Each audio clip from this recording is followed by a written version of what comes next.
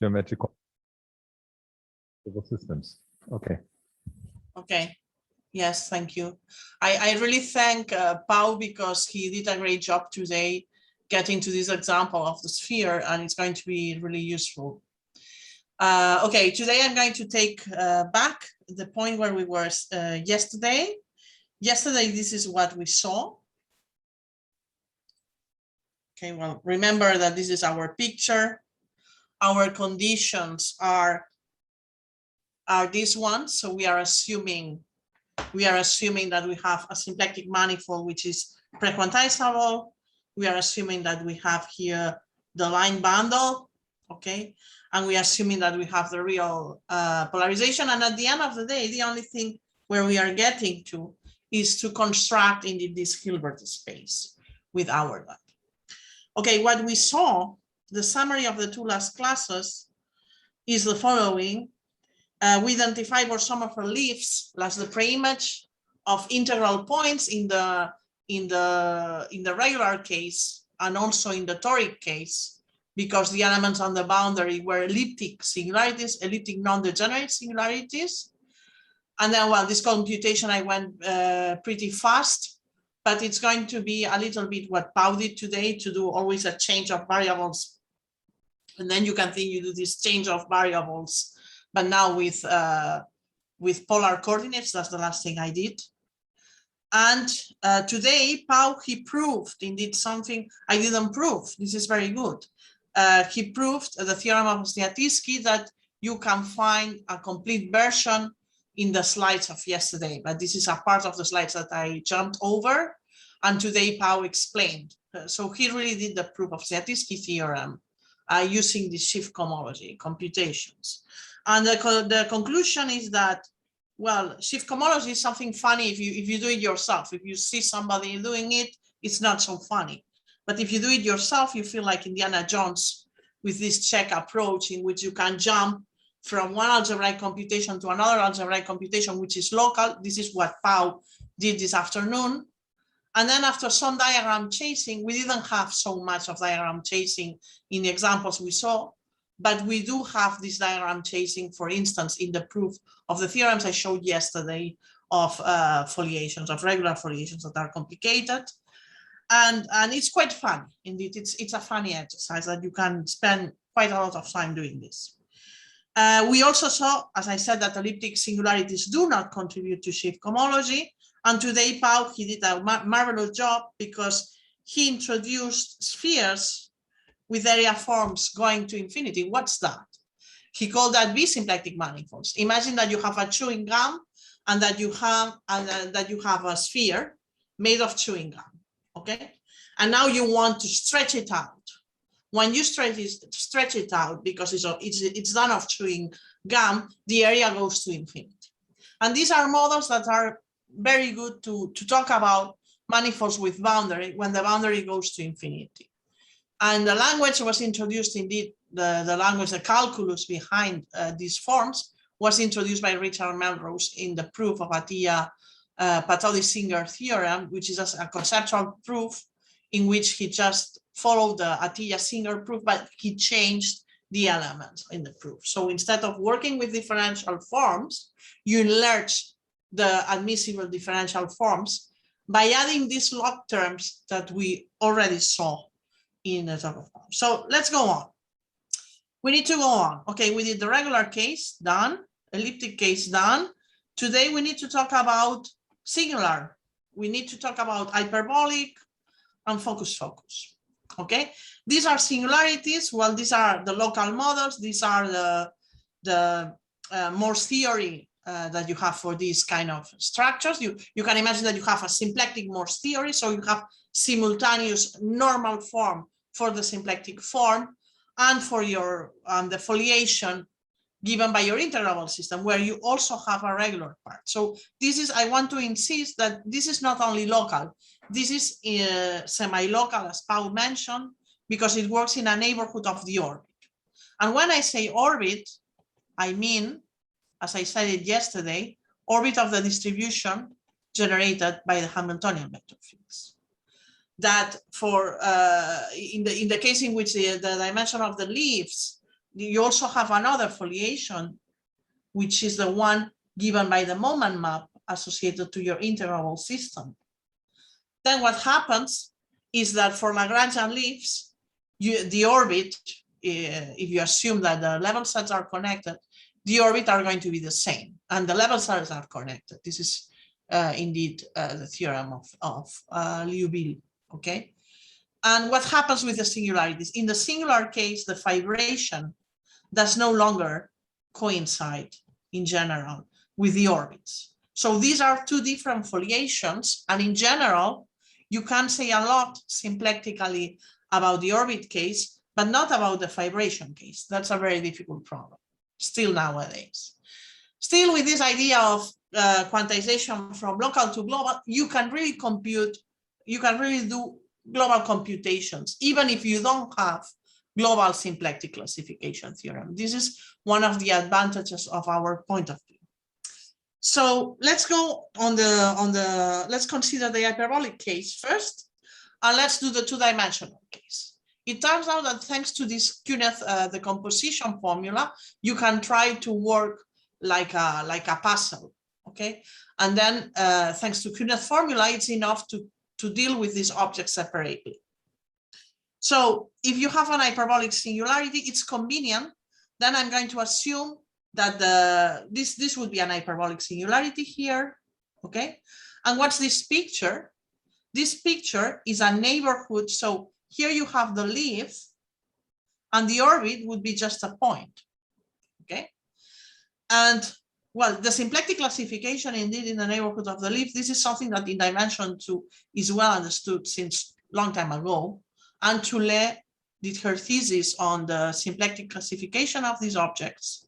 She's not frequently cited by the people who worked with the metoric system. So I'm going to try to cite her. Okay, and well, what she proved, indeed, she completely classified the symplectic forms, and she got some infinite dimensional invariants.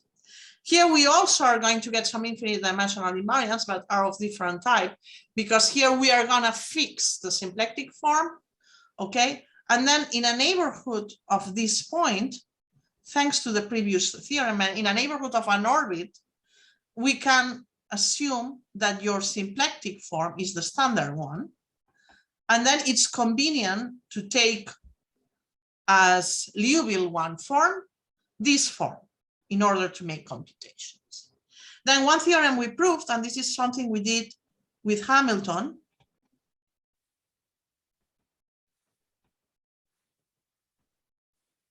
long time ago, is to understand what is the shift cohomology of these objects. The first thing to understand is, as Pau was explaining today, you need to come up with a good covering in order to compute the check homology approach. And then you can try to compute exactly, you need to compute the shifts, the flat sections in each neighborhood, okay? And then you need to go on and look at the intersections and do this kind of linear algebra computations that Pau was doing in the previous section. So this is exactly the same, but here the initial data is different because the local sections have to be different, okay? So what we proved with Mark is that the leafwise flat sections in the neighborhood of a singular point, which is hyperbolic, so we are assuming here that we are in the two-dimensional case, that our foliation is given by x times y. We only have, it's an integrable system in dimension 2, so just one function. The symplectic form is the standard one in the neighborhood of the point, okay, in the neighborhood of the point. And then what we proved is that in the neighborhood of this point, in this neighborhood Z, where we have this cross, and then in the first quadrant, so here we have 4 quadrants, we can write as such the flat sections. And here we see something that maybe we don't like, which we see there is a logarithm here. So the first question, is this going to be smooth? Of course, we are looking for a smooth section. And I'm going to prove that this is the case. Okay, I'm going to sketch more or less how we prove this. so I left here a space for proofs. Okay, in the case in which we are the hyperbolic case, that's the function, and then the vector field that I consider is the Hamiltonian vector field, which is x partial of x minus y partial of y. The symplectic form, as I said, is the x dy, and theta, the theta that I consider, is 1/2 x dy minus y dx. Okay, so what is the equation of flat sections?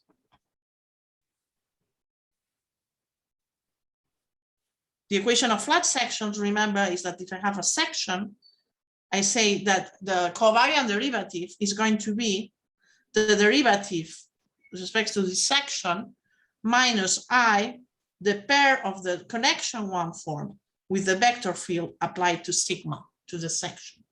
Therefore, if I want to consider the equation of flat sections, I have to equal this equal to 0, and then automatically I get that y of sigma is minus yx y sigma. And I want to solve this equation. And I'm going to first do something that you are going to wonder if it's legal. But I'm going to do it anyway, because I'm an adult, so I can do illegal things, even mathematics. Well, then I prove that this is legal. Okay, so what I'm going to do is what inspired by the idea of Pau. In the last computation that Pau was doing, he was doing something that nobody questioned, okay, because Pau was there in minute 31, everyone was a bit tired, and nobody questioned that he did a change of coordinates, which was x bar equal to logarithm of x. Is this legal? So I'm going to do something similar. I'm going to do a change of coordinates to solve this differential equation. I do the change of coordinates inspired, like in the elliptic case, I was doing the polar coordinates. Now I change to hyperbolic coordinates indeed. So that's the convenient change of coordinates that we do. And the question is this legal? Wait, let's first try to plug this change of coordinates. Let's try to plug this change of coordinates here and see what I get in the new coordinates. So that's an easy exercise that could be in the list for a third session. And Pau is saying, no, please, no more third session. Yeah, you can do the change of coordinates back from the x and the y's and the betas, okay? And then now you can check that this connection one form in the new coordinates, in the coordinates h beta, reads minus h d beta. That's in the new coordinates, okay? And then you can also check that this equation here, of course, now this is an easy change. This is going to be h, right? So this equation here reads partial of, indeed, it's also easy to check that this vector field corresponds to partial of beta. So we got it. Now I have a differential equation that I'm extremely familiar with. I talked about it. Pau today talked about it. Everybody's talking about this differential equation. This is a differential equation we can solve. And we have used this in the computation, and we know that the solutions are going to be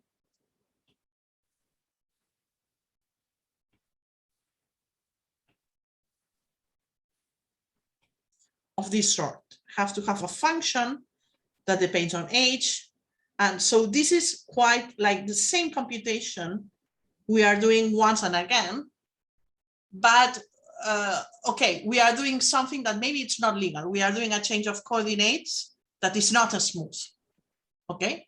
But let's say, as a physicist, we could say that we have solved the differential equation. Now we need to make sense of the solution, and that's the whole point of the story. So what you need to do, indeed, to make sense of this solution is to, of course, this change is not permitted, okay? But what makes sense is the solution itself.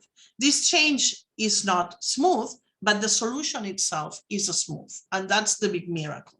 And this comes from the following observation, which is we go back to the initial equation in Cartesian coordinates, in which we have E sigma equals to minus I xy sigma.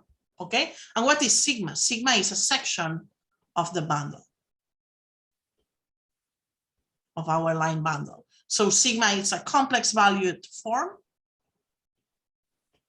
function, as Pau was using today. And what we can do is to write this differential equation here as two differential equations indeed. Okay, what we get, okay, from this equation, we get the equation y sigma 1 xy sigma 2 and y sigma 2 minus xy sigma 1. That's the system of equations we get, okay? And now the key point of this is to prove that if you have a solution to this system of differential equations, then the sigma 1 and sigma 2 have to be functions whose derivatives at the origin, all of them have to be 0. This is what we call analytically flat function. So that's an important proposition that is easy to prove, is that the solutions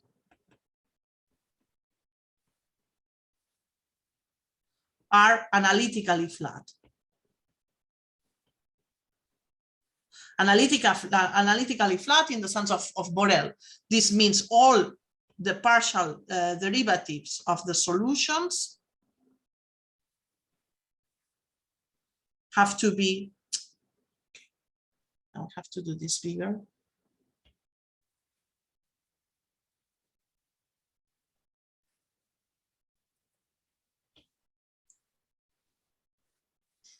All the partial derivatives of the sigmas with respect to x and y, all of them, of all the possible, of all possible levels are 0. Indeed, one can easily prove, and this is extremely easy, that how do you do this? Well, you do this by taking the Taylor span of these guys, you plug it in, and you get some list of equations that the Taylor span have to satisfy. Okay, so you just write sigma 1. You do this like a school person. Okay, so that's what you do, and then you take the AIJs, and then for sigma 2, you write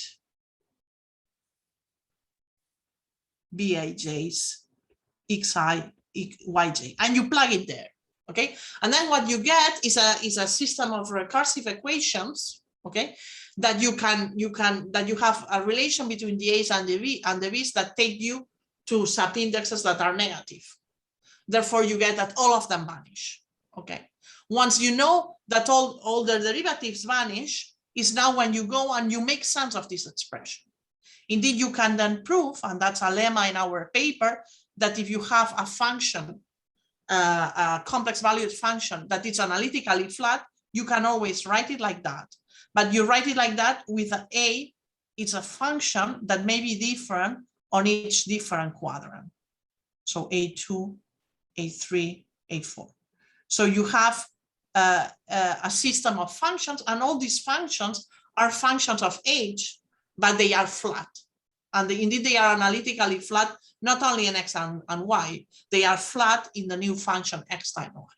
So that's a little bit of entertaining work, but the idea of the proof I have already done. And this allows you to completely understand what are flat sections. So you see a difference with the standard case.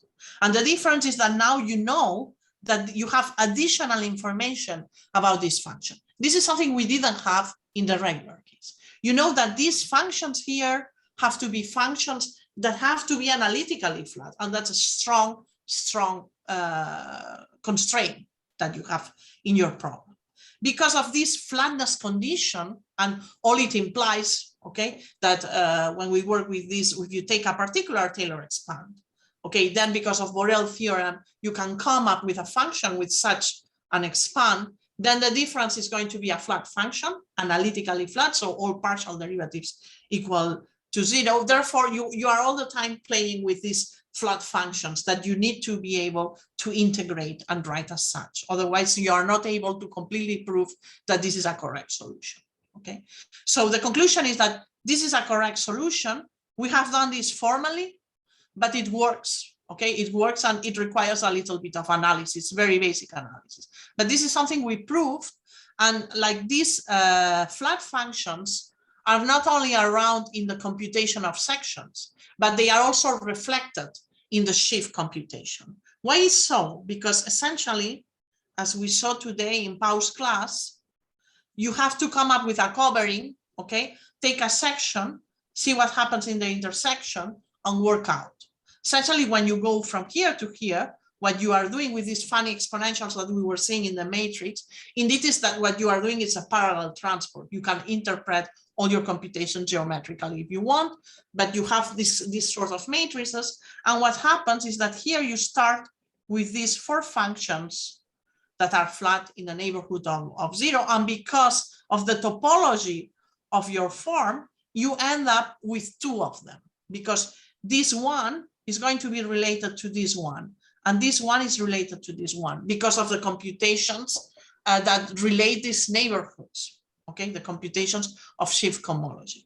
So the final result is that you have a contribution in cohomology, and this contribution in cohomology reads these functions in 2 of the quadrants. You have 4 functions, but because of the topology of your problem, you are reduced to 2 functions. Well, this is a paper that we wrote with Mark, but this is really the only ideas we are using. So indeed, if you have an hyperbolic singularity, this contributes in an infinite way with 2 of these flat, you have like because of these flat sections, then you have to impose, you have these equations like we were seeing Pau today in the computation. So you have some equations where you have some flat function equal to some flat function, and this gives you indeed a set. So you have like the difference of 2 functions equals a flat function. This means that you are doing things up to Taylor expand, and the Taylor expands is what you read here in the result. And why 2 and not 4? Because of the topology. Okay, so these guys, these are infinite dimensional contribution, and these are like the Taylor expand of the functions that you keep on, of the solutions of the sections when you go around this singular. Okay, so this is if you have one hyperbolic singularity. Per hyperbolic singularity, you have infinite dimensional contribution. And this is, you can play with this and it's funny, but then you ask yourself, what are you doing with your life? What I am doing, spending my life with this shift cohomology, because you really wanted to solve a problem in quantization. And now it turns out that you start with a compact manifold and the representation space is infinite dimensional. So we knew back then, this was in 2008, we knew that this definition of constant, and that's the conclusion, the definition of constant is not good enough when there are singularities. We have extended the notion of polarization to let singularities in, okay, saying, okay, what is the polarization? It's a foliation that is Lagrangian almost everywhere, okay? And where it's not Lagrangian, it's isotropic, okay? But we are forcing the definition of constant to understand constant definition to define the cohomologies as this set is not so natural when there are singularities, okay?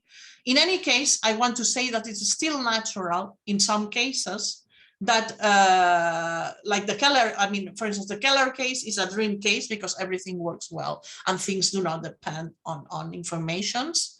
And at the end of my talk today, also in the V case, I want to stress the importance of the toric case. So the toric case, it's a little bit like, okay, it's a case that has singularities, but still it's a case where you can test everything you want and it works well. We also found a solution so the definition of constant is this one of quantization. And after this work of Mark Hamilton, we knew it was not working, that this was not the right definition. But okay, nobody cared. I mean, nobody really wanted to say to constant, no, this doesn't work. Let's change the definition of constant. And this is something that I always wanted to do. And we did it this year with Palmyr. With Palmyr, what we did is to correct this quantization and kill the infinities. I will go to that in some slides. But first, let me explain one thing.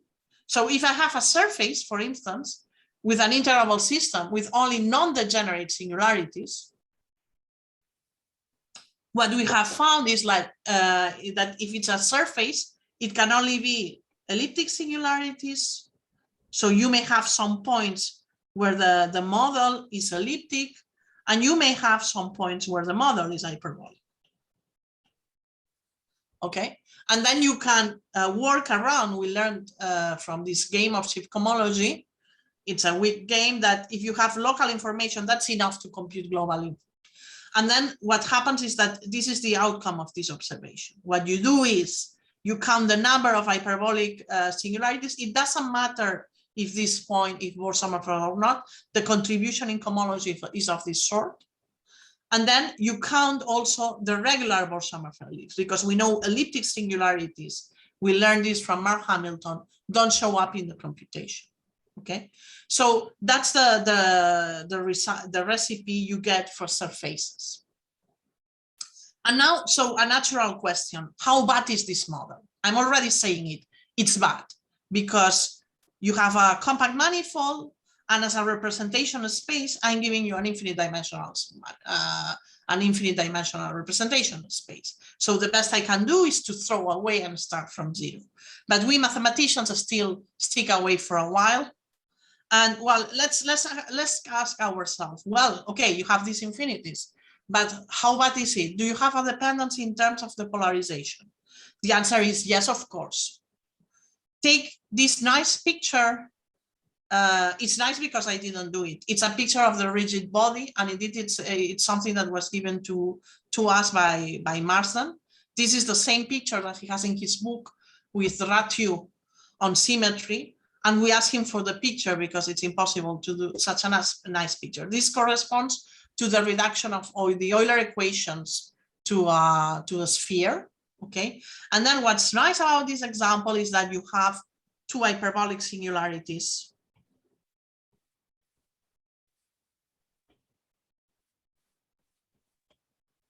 And you have four elliptic singularities.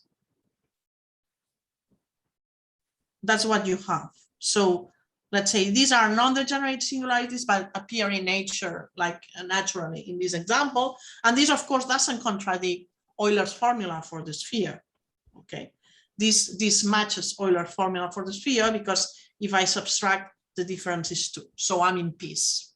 This works well.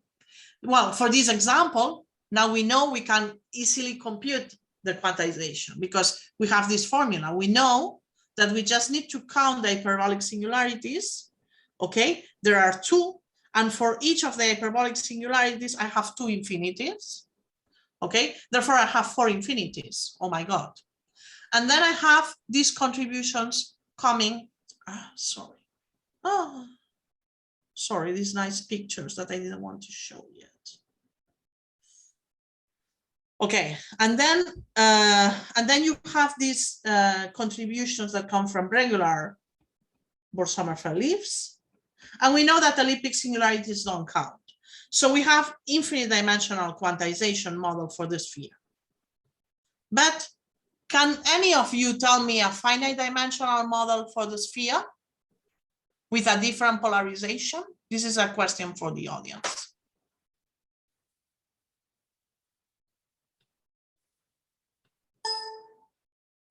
Any volunteer?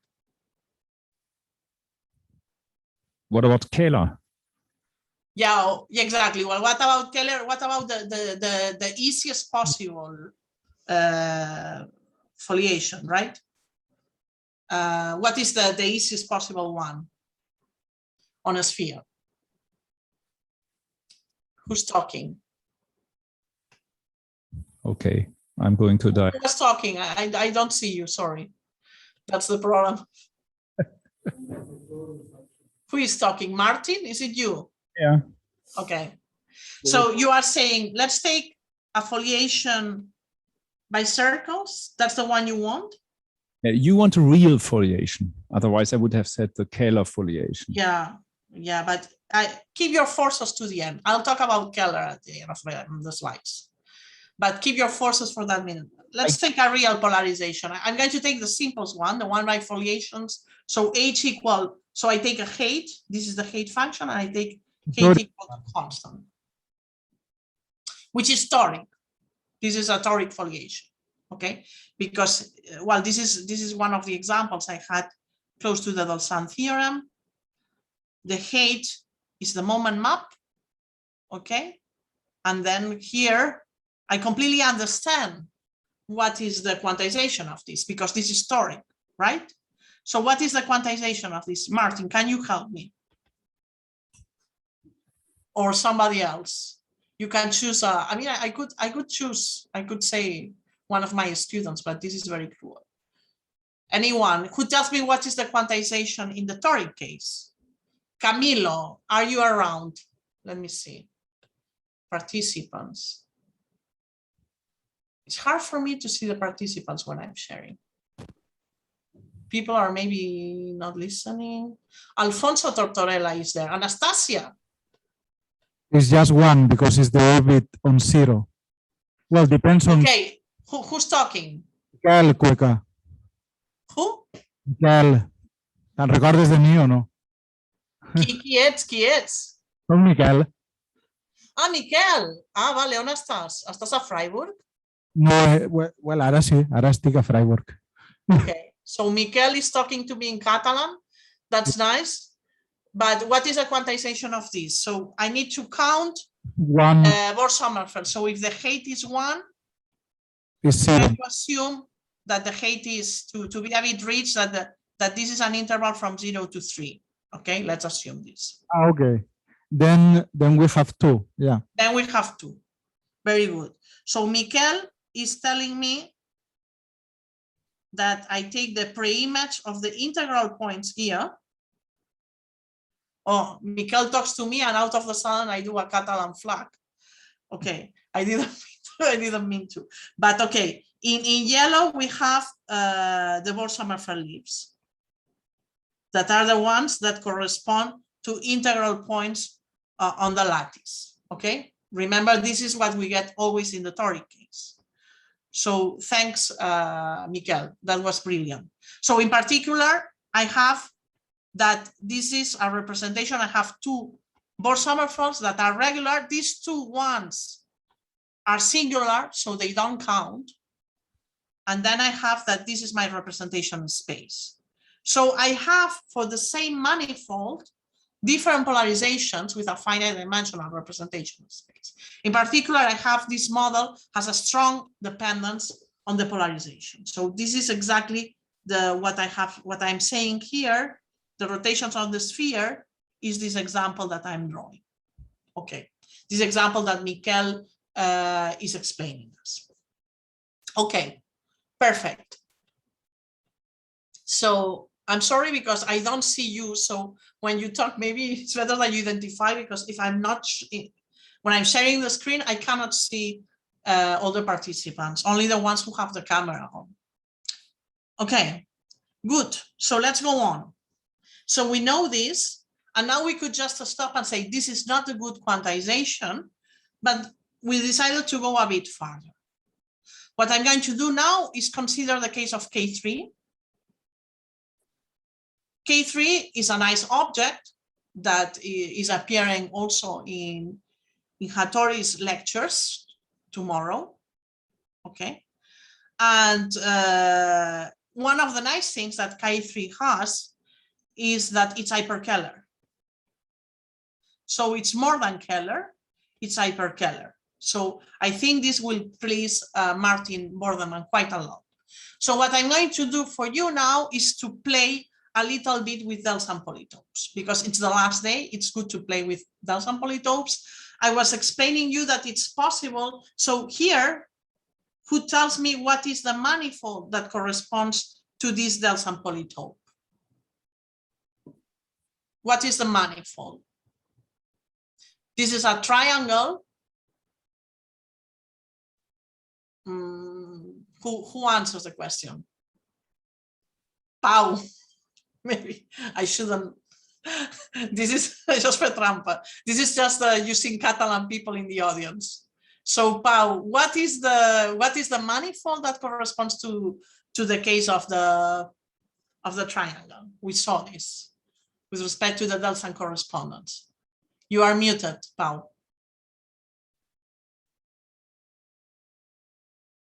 Sorry, yeah. This would be CP2, the complex projective plane. CP2, perfect. CP2. So now what I'm going to do for you is that I'm going to cut. Okay, I'm going to perform cuts here, here, and here. Each time I do a cut, this corresponds to symplectic cutting on the initial manifold. So one thing we can do with toric manifolds is work with the image, and the image is two-dimensional. The toric manifold is CP2. I cannot draw it. It's dimension 4. I don't have enough technology to draw it, but I can cut. And each time I cut in the image, this produces a change on my manifold. Okay. So, and this change is I can describe as a symplectic cutting, or as a symplectic cut at 3 points, at these 3 points. Then what the manifold I get can be represented as such, but this is still a 2 manifold. And what we have is CP2 cut at 3 different points. I can do again the same game and cut on these edges. And then what I get is CP2 cut at 9 different points.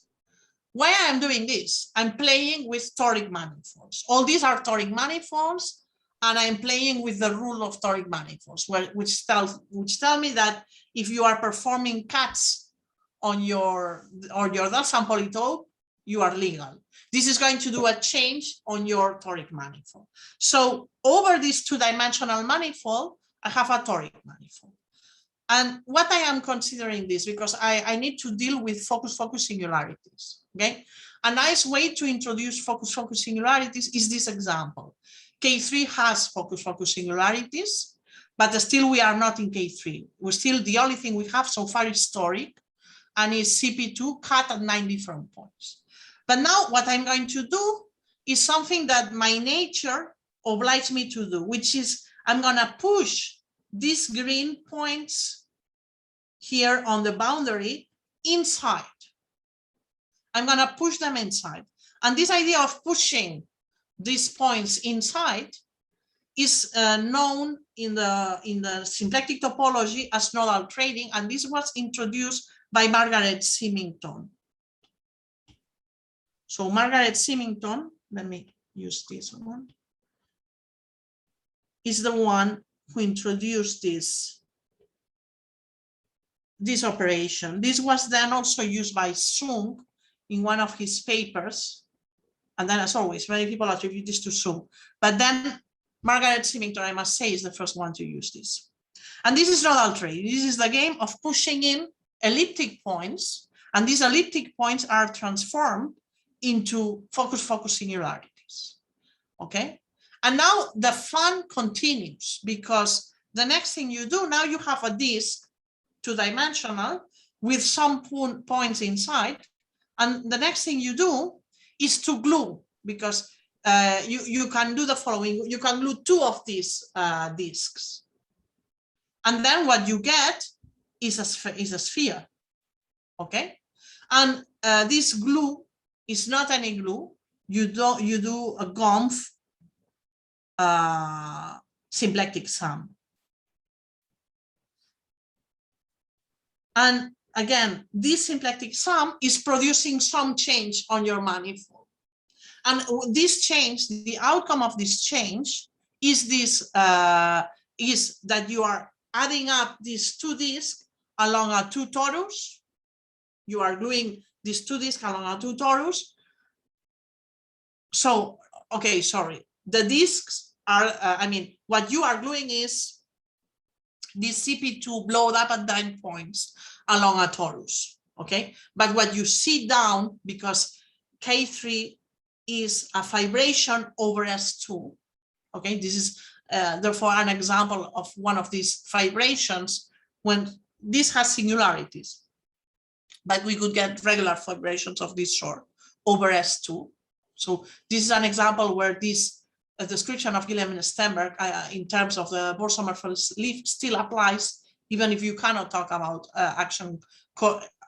if you cannot talk about integrable systems as such, because you need to undo this. Okay, so the K3 surface, okay, you can look at it as gluing along a two torus these two toric manifolds, okay, and then this produces for you a vibration over gluing two of these deformed del Sam polytopes, because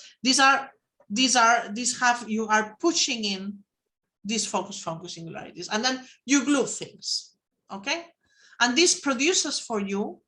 So we are gluing two copies to obtain a K3 surface, and what's nice about the K3 surface is that it has, as we saw here by construction, it has examples of these focus singularities that go in pairs. And okay, you may be deceived and you say, well, you said that these examples appear in nature, and now you are doing some sophisticated symplectic topology.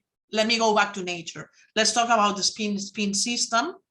This is the Spinosp system was described in papers by Sadowski and Zielinski concerning indeed problems in chemistry. Now I don't remember which problem was it, but you have a spin system behind, and then you have these two first integrals.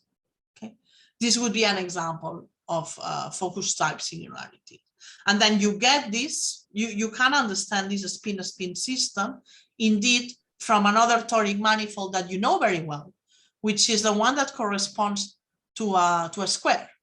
Okay, the one that corresponds to a square is extremely easy. It's a product of two spheres. That's what you have over your manifold. Okay, then if you do the nodal train in this product of two spheres, what you get is a spin system. Okay, so well, you can think of the spheres as CP1. Okay, so other examples that we already saw in the first class, coming back to Pau, is the spherical pendulum. Okay, the spherical pendulum we even described that has this focus singularity. Other examples that we could have seen is the coupling of classical spin and harmonic oscillator. All these are examples of focus singularities. But let's say maybe the most attractive example, as it connects to very well to the talk of Hattori, is precisely the one of K3. Okay, so a natural question is, K3 is hyperkähler, right? So does your quantization coincide with the quantization? In particular, it's Kähler. It's Kähler in many different ways, in 3 different ways, in infinite number of different ways, right? Do you have, does it coincide, your quantization, with the one that Kota is going to explain tomorrow? It would be a disaster if it didn't. So what I will do is that it coincides generically. I have 2 models to compute the quantization of these singularities. One, which is without corrections. Okay, the one I say, no, I stick to Constant. Constant is my God, and he's right to the end. Therefore, I also consider the singular case as him. Then in that case, it only coincides generically. And then you can do corrections to this model of Constant, and this is what we did with Pau, so that you have total coincidence with the Kähler case. So then this correction that we did with Pau seems to work pretty well. Okay, so which kind of computations you do? Now here, this is our results we did with Fran, Presas, and my former student Romero Soya. And I'm very happy about these results. But here we were sticking to the quantization of Constant. And then one very interesting and deep result that Romero did in his thesis is that he computed indeed the H0 in a neighborhood of a point, of a focus point. This seems like a miserable and very easy computation, but it's not. Because try to do what Pau did for a focus singularity. Think about it. Don't spend more than 10 minutes. It's a headache, okay? So here, the main point is that he didn't do this like Pau. He used a very intelligent idea, which is to use that you can always find an S1 action in the neighborhood of this singular point. We are drawing this in dimension, this is the point, the singular point, okay? And this looks like a cone, but it's not, because this is in dimension 4. These are two planes, okay, that intersect in a point, okay? Then the nice thing is that you have an S1 symmetry here, and you can use this S1 symmetry and these Indiana Jones games of 5 lemma to prove that H0 is equal to 0. And this was difficult, and this was a big point in the computation. And with this, indeed, with this data, and then using more QNet and a little bit of effort, we could compute what is the quantization at a constant whenever you have what we call an almost toric manifold. This means that you have a manifold which only has singularities of elliptic and focus type. Of course, we know that everything boils down to considering focus singularities, because we have learned to do things with bricks.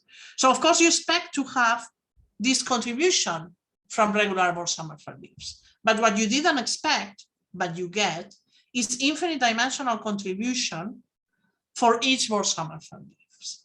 And this, I'm going to explain how you can think of this infinite dimensional contribution. Indeed, if you cut along this point, if you take out this point, indeed you are, focus or leaves, let's say the pinch torus. Of course, it's compact, but it's not a manifold. So if you take out this point, it's non-compact. And then the kind of result that you would get, this is a computation that Pau didn't show, but if you look at my slides yesterday, this computation is done, is that if you get, let's say, a foliation by planes, for instance, on R3 or on R4, if you want to make this foliation by planes on R4, okay, then the contribution you get is also infinity, because these planes contribute in an infinite way. And indeed, you have to think of this contribution as this point, as taking out this point and getting a kind of non-compact thing. Indeed, you can look at the computations. This is a paper in Journal of Symplectic Geometry that took quite a lot of time to be published, as always.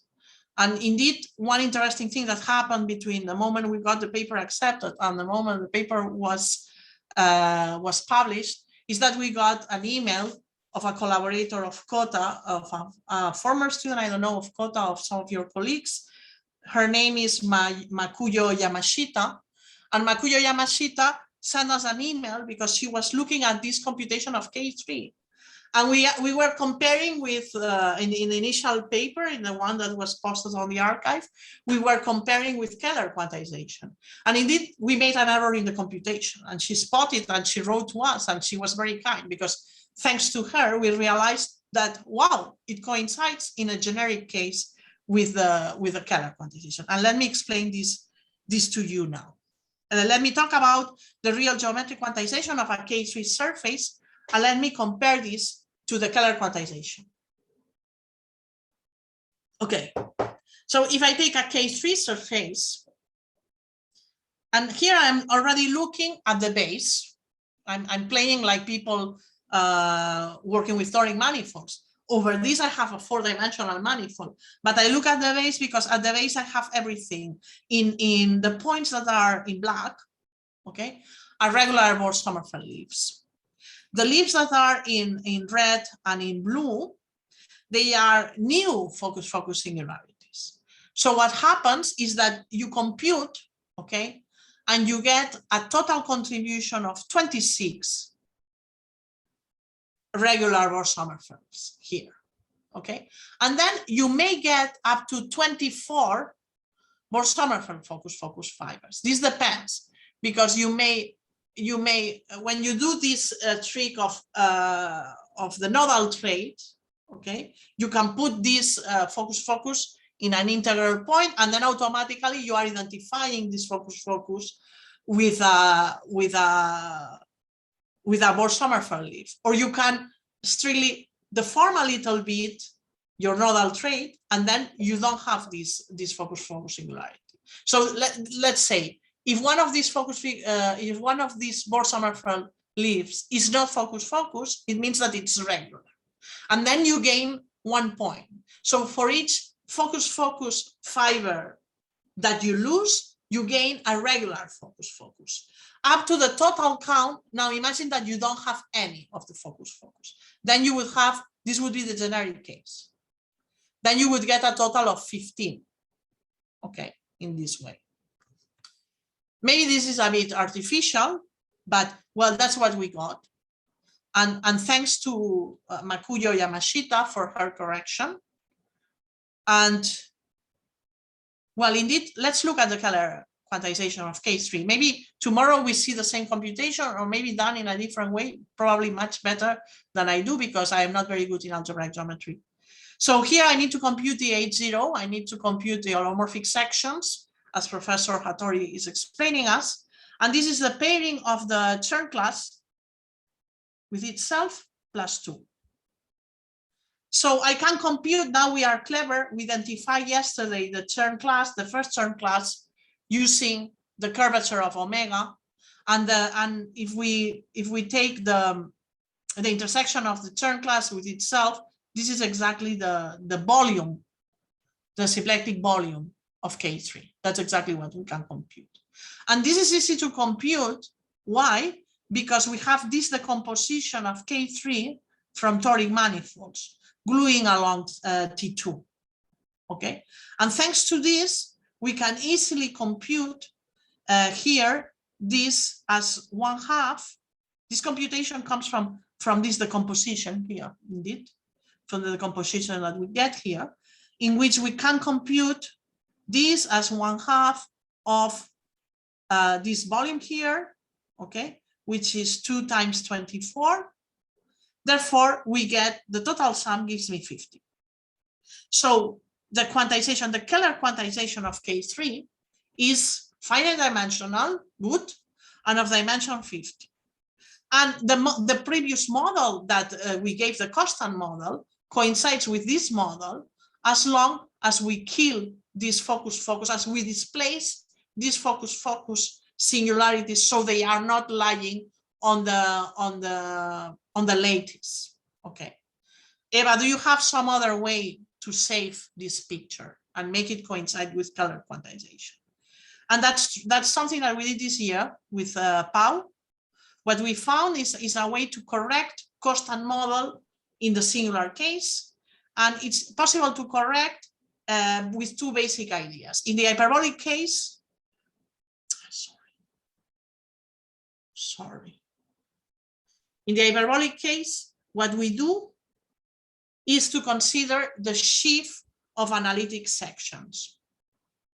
We replace the sheaf of smooth sections by analytic sections, and then what happens is that in a way, the classification, the analytic classification of singularities is different from the real one. And it was done already by Jacques Bay. And then in a way, what you get is that hyperbolic singularities don't count at all, as in the elliptic case. And for the focus case, what we can do is a kind of surgery of sheaves that I can represent pictorially like this. We have the pinched torus, and essentially what we do is to desingularize the pinched torus. Okay, so we have this pinched torus, and we put the pinch back to a standard torus. And then the computation then this works as a regular fiber. And when this works as a regular fiber, we are in peace. Because if you take the case of K3, you get exactly C to the 50. So you get exactly the same result. And this is something that you can see. This is published, and it's published as an open paper, so you can access it. And this was a paper which was quickly published, like the other. But well, thanks to the fact that Journal of Symplectic Geometry took a long time, then we could even correct this minor thing of the Keller quantization. Okay, and now in my last 5 minutes of the course, I should place justice to the effort that Pau did to explain you what happens when you have a sphere that goes to infinity.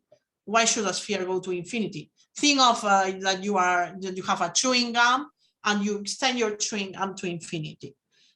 This is the idea of adding singularities to your symplectic form. I will have no time to go into the details, but I'll show you some pictures and a final result that we got.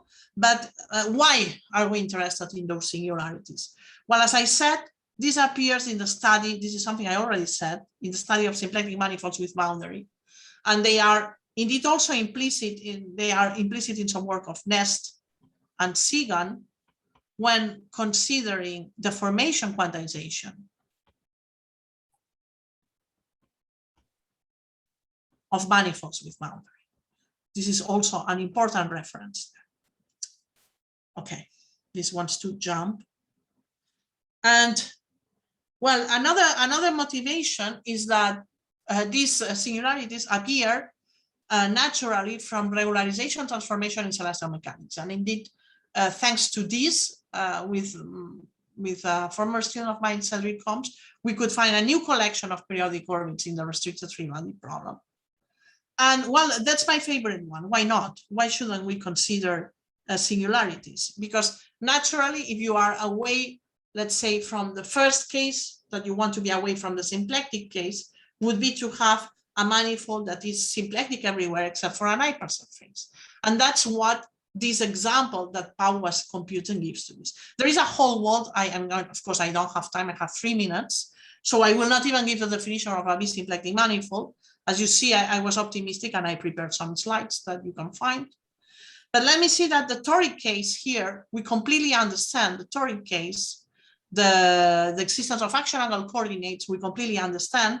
And maybe it's unnecessary, but I wanted to show off a little bit because this is a result I did with a former student of mine, Anna Kessenhofer and Jeff Scott.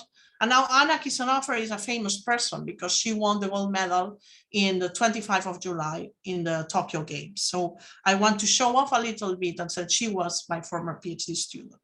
Okay, so other than getting the Olympic gold, also she proved this action angle coordinate. And as Pau already mentioned, that you can identify an action angle theorem as a cotangent lift, and this goes back to our first session, you can also do this in the V case. This gives you a good identification that if you want to look for Borsa-Murphy lifts, once you have these action coordinates, you can apply the same game that we have been using. You can try to look at the image of the moment map and look for the integral point of the lattice. For that, you need to do a little bit of an effort. Why? Because you are going to infinity and you want to play a game similar to the symplectic game. But what you do, for instance, this is the case that Pau was discussing, and then he was using the logarithm. He didn't pay attention to the fact that this is not a smooth function. Okay, this is not a smooth function, but it's legal. It's legal once you change the set of admissible solutions to your problem. And then what you do is that you look at the image of the moment map that goes to infinity, but what you do is to identify these two infinities, and then you get something that you can talk about Delson polytope. A nicer example comes here in 2 dimensions. One funny thing is that in symplectic geometry, a torus is not a toric manifold, and this gives you a headache the first day you think about it, because a torus manifold is not toric. No, cannot be toric because the action cannot be Hamiltonian, it's symplectic. But in the fantastic world of bisymplectic geometry, everything is possible, and a torus manifold, a torus is a toric manifold. And the difference is that the image is not simply connected. You have the Delson polytope. This is jumping. The Delson polytope has an image which is not simply connected. Okay, so you have to be careful if you want to apply the Guillemin-Stenberg deal for computing Bohr-Sommerfeld leaves, because this point here and this point here are identified. So this is, the image is a circle. You have a circle valued moment bump here. And these red lines are the connected components of the critical set. So you have a theory of toric manifolds with these guys, and you have a Delson theorem that you can describe with a picture, saying that you are in two situations. You are in a situation in which, well, you have this Delson polytope, okay, and you have a correspondence between B toric manifolds and B Delson polytopes. And then you have of two sorts, essentially coming from the two-dimensional case. Either your manifold is a product of a standard toric symplectic manifold with a B torus, okay, or it's a product with a B sphere, and then you may have to add some symplectic cuts. This is what you get here. This is you have like a cylinder over a standard Delson polytope, and then you can cut. I'm being very, very quick, but what I want to say is that here you also have the points in the lattice, and therefore you can count. So you are tempted to prove the similar results for geometric quantization. You can, this is exactly what was done today in the class of Pau. Pau proved the Bohr-Sommerfeld leaves, okay, are given by these values here, okay? And he even introduced the need to add a sign. This is naturally associated to the fact that the orientation of the area is going to change from plus to minus when you go through the equator, okay? Because here the form, your symplectic form, the one that Pau was using, was of this sort. So the sign of the area changes. Therefore, you need to take this into account and add this count. But what are you computing when you compute the total number of, if you add up the total number of Bohr-Sommerfeld leaves, including the ones that you may have in the boundary of your polytope, and that's a theorem that we prove with, and we are writing it down, so it's still not on the archive, with Pau and Jonathan Weitzman, is that for toric bisymplectic manifolds, indeed, whose moment map image is simply connected, so this completely excludes the case of the torus, is given by the total count of Bohr-Sommerfeld leaves with sign that Pau described today. And indeed, another question is, what is formal geometric quantization? Well, this is for another Geoquant, because I could say that is given by this formula, but then I have to explain what is behind this formula. I can play like Jonathan Weitzman and say, oh, this is just a virtual vector space, but it's a long story. So it's another approach to quantization. But so summing up, I should have added here that formal geometric quantization coincides with the total sum, but also from the computations that Pau showed that the constant geometric quantization coincides with this. So the standard geometric quantization coincides with the total count of Bohr-Sommerfeld leaves with sound, except for the ones in the boundary, and that's the difference. So the ones in the boundary do not count for geometric quantization, but they count for formal geometric quantization, except the ones in the edges, on the edges of the polytope.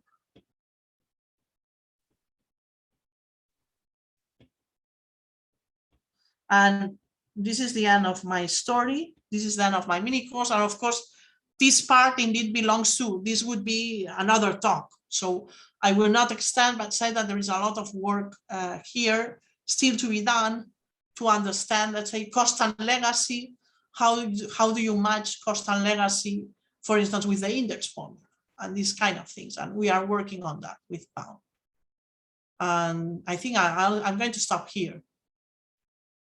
Thanks for your attention.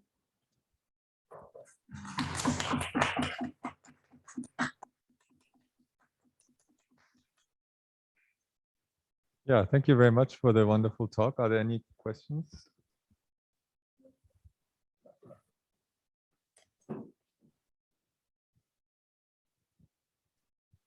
So hi everyone, Mikel again. Hi. So in the last case of this bisymplectic manifold, so the point is that you always decided to choose them as singular symplectic, but you can just look at them as regular Poisson and then integrate it to a symplectic groupoid. Yes. And try to Yes. quantize the symplectic groupoid. Well, you can, I mean, yeah, this is something that indeed we did a long time ago. This is in our first paper with Victor. We looked at the symplectic groupoid integrating the bisymplectic manifold. We have a theorem of such an integration. But then the problem is, how do you, I mean, this is something that still has to be understood. How do you reconcile the quantization with the symplectic groupoid? Yeah, I know that this program of Eli Hawkins, he made it some kind of. Can you put your microphone closer? I cannot hear. So Hawkins, I think that Eli Hawkins have some ideas of, or he proposed some ideas of quantization. But my question is, can you try to compare your quantization with something on the groupoid or? With something on the groupoid. Yeah, but the conclusion always when you do bisymplectic, I mean, to tell you, I mean, as you know, how I started in bisymplectic geometry is not trying to solve the three-body problem. The truth is that I started because I was playing with Poisson geometry, right? But then you want to explain the fairy tale, and then you choose when you give your talk, how you explain this. And then it's more natural to say that it's a symplectic, a singular symplectic structure. The truth is that we started to look at all these objects from the Poisson perspective. And then you have many interpretations of the results we have from the Poisson perspective. But after working with this for several years now, my conclusion is that when you look at the Poisson perspective, this is too general, okay, to give you a good approximation in the B case. Let's say, in other words, if I have to do a picture and I have here a symplectic manifold, and on the other side, I have Poisson geometry, and then I have to put in the middle B symplectic geometry, which is a Poisson manifold, this would be closer to symplectic than to Poisson. So my expectations is that, okay, let's say we did something like we did a local integration of the symplectic groupoid. This is already in our first paper. Okay, and then of course you can think of this like an action groupoid. When you are in the neighborhood, you have an interpretation once you are in the neighborhood of the critical set, and you can look at this from the action groupoid, from a point of view of action groupoid. But we didn't think of quantization from the Poisson perspective, nor did Richard Nest or Boris Tsigan when they tried to look at the formation quantization. Precisely, their point of view is, let's try to look at these objects as symplectic structures rather than Poisson structures to be able to say something. So I'm not saying, like, the question is very interesting, and probably a posteriori, let's say, one can find a Poisson interpretation of this result. But in terms of trying to make the proof, okay, I think that it's harder. Then maybe you need to be Indiana Jones in the new edition, right? Indiana Jones of the next century. If you are Indiana Jones of the next century, maybe you see better through the eyes of a Poisson geometer how to get to symplectic geometry. But let's say, I think it's harder. So I think that you can find nice interpretation once you have these models from the Poisson perspective. This is true. This is true because you have that interpretation of local groupoids, and then you can come up and try to understand it. But in computational terms, I don't think it's very practical to think of the Poisson structures. Thank you. Thanks for the question. Any other questions? I was wondering if you could say a few, sort of give an idea of what you need to define a B-Dalzon polytope. Yes, to define this B-Dalzon polytope, it's very easy. Let me do a picture. Now, okay, now my iPad needs the password again. Fantastic. the face and all kind of security thing. Okay, let me share 1 second the screen again, and let me.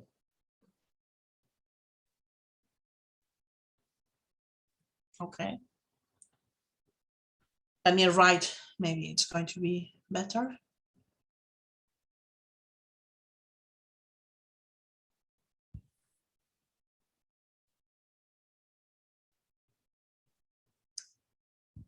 Okay. Okay. So in a way, let me explain this in an easy way. Like, indeed, once you have these B structures in dimension 2, that's very easy to visualize because these are singular Poisson structures. But then something interesting happens here on the critical set. On this critical set, what you have on the critical set is a collection of symplectic leaves. Here, the symplectic leaves are points. So if this is dimension 2, you have a collection of symplectic leaves of dimension 2n minus 2. So if you are in higher dimension, what happens is that if you have a B-symplectic manifold, then your critical set, your manifold is dimension 2n, your critical set is an hypersurface.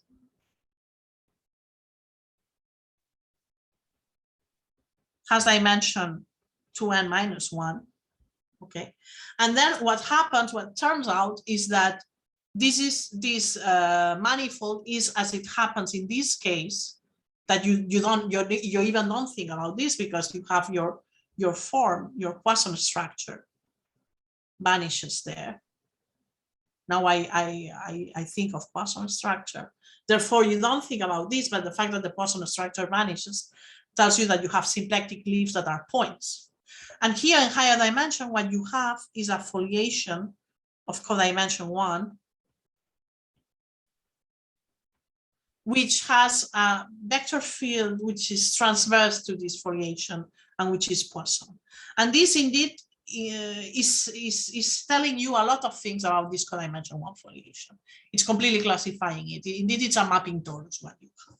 It's completely understood that the critical set, if one of your symplectic leaves is compact, that I'm going to assume, you have what is called a symplectic mapping torus. That's what you have. That's your manifold. Then the whole secret of the B theory is that, the idea is the following. Outside the critical set, you are symplectic, but you are not compact. On the critical set, you have associated to your initial B toric manifold, you have a foliation by toric B symplectic manifold. So you have toric B symplectic manifolds. And these toric B symplectic manifolds, they are lying as a symplectic mapping torus. So essentially, how do you construct, and this is just to answer your question, how do you construct the B Delsam polytope? You pick the Delsam polytope that corresponds to the perfect symplectic toric. Here you have a foliation by symplectic toric manifolds. So you pick one of them. It doesn't matter which leaf. Take one. Then you have a Delsam polytope. Okay? Whatever. Imagine that you have this Delsam polytope. Then you have the product of two spheres. Okay?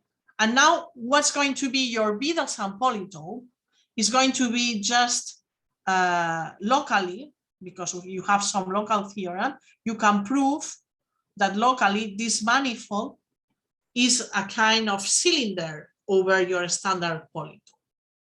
And then you have a convexity theorem that we proved long time ago, because you have a kind of convexity result. And then thanks to this convexity result,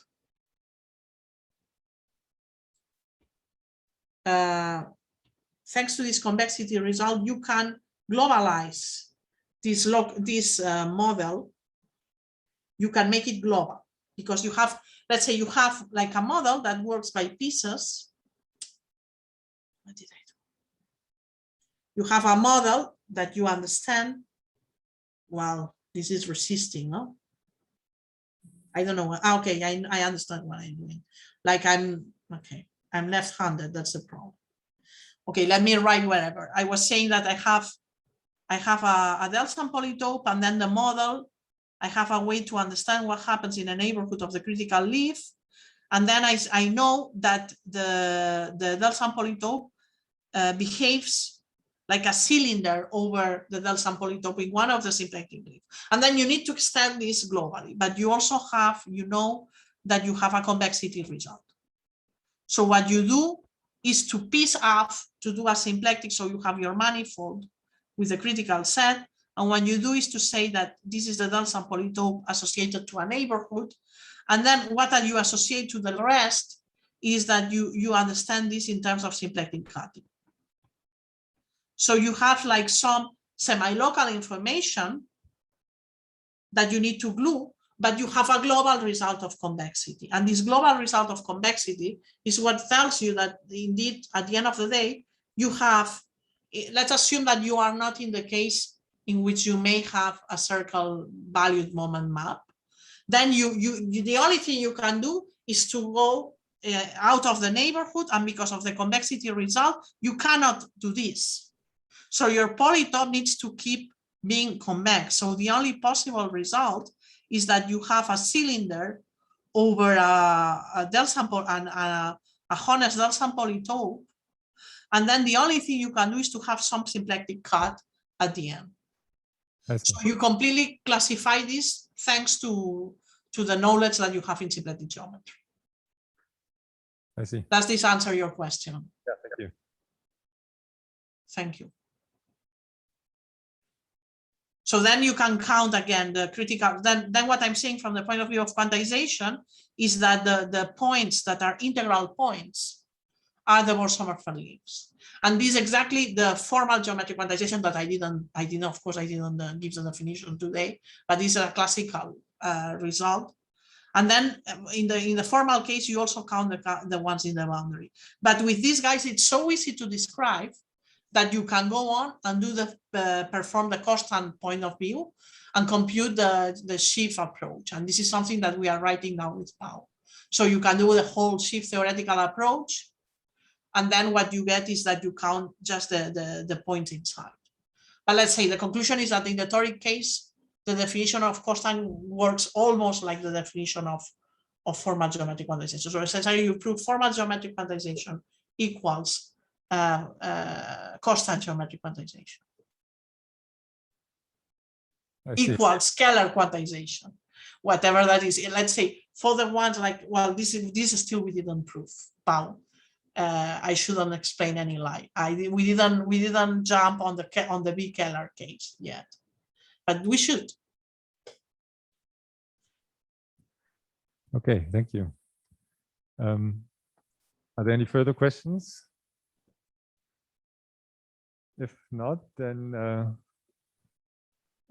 yeah, thank you very much. It was the last talk of the great mini course. I learned a lot. I'm sure everybody else did as well. So thank you to you and also to Pau for this wonderful mini course.